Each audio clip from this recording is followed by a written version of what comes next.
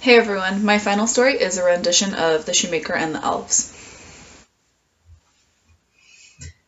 There was once a poor old shoemaker who only had enough leather left to make one pair of shoes. That evening he sat down and he cut out the patterns, but he was too sad and tired to finish. "I'll finish in the morning," he said, and he went up to bed. But the next day, on the workbench, instead of the pattern, he found a pair of beautiful shoes already made. "Oh, I've never seen such wonderful shoes," the shoemaker said. "But who made them? And when?" Well, with his questions unanswered, the old shoemaker put the shoes in his shop's window. Not even an hour had gone by when a rich old lady came by and saw them. "I must have them," she said, and she loved them so much she paid even more for the shoes than the shoemaker even asked for. "Now I have enough leather to make 2 pairs of shoes," said the old man to his wife. "This evening I will cut them out, lay them on the workbench, and in the morning we'll see what happens." The next morning, the shoemaker and his wife were so excited, they crept downstairs and peeked into the workroom.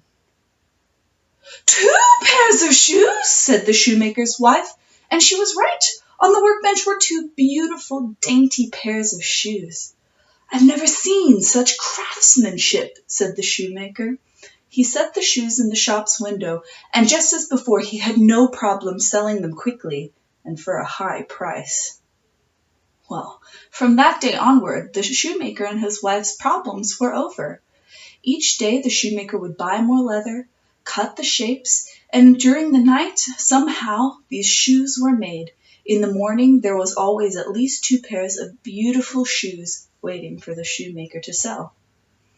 Well, some months passed, and the wife began to wonder, who is helping us? Who is making these shoes? "We should find out," said the shoemaker.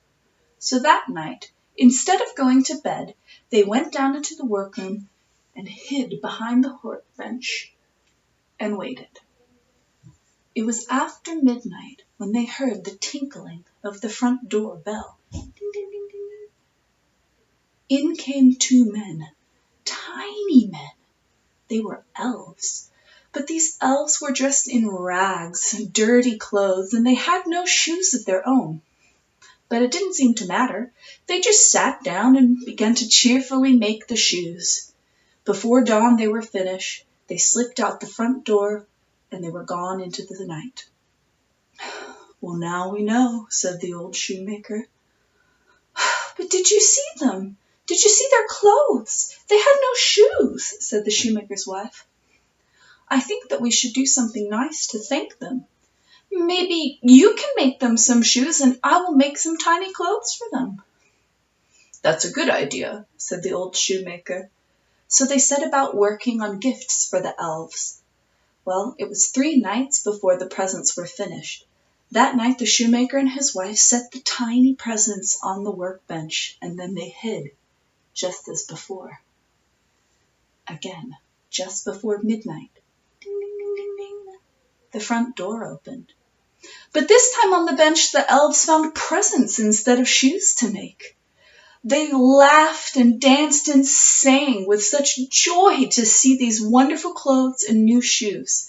They put them on right away, and dancing and singing they went out the front door, never to be seen by the shoemaker or his wife again. Well, that was okay with them, because the shoemaker and his wife were comfortable now, and they never ever forgot the tiny elves that helped them.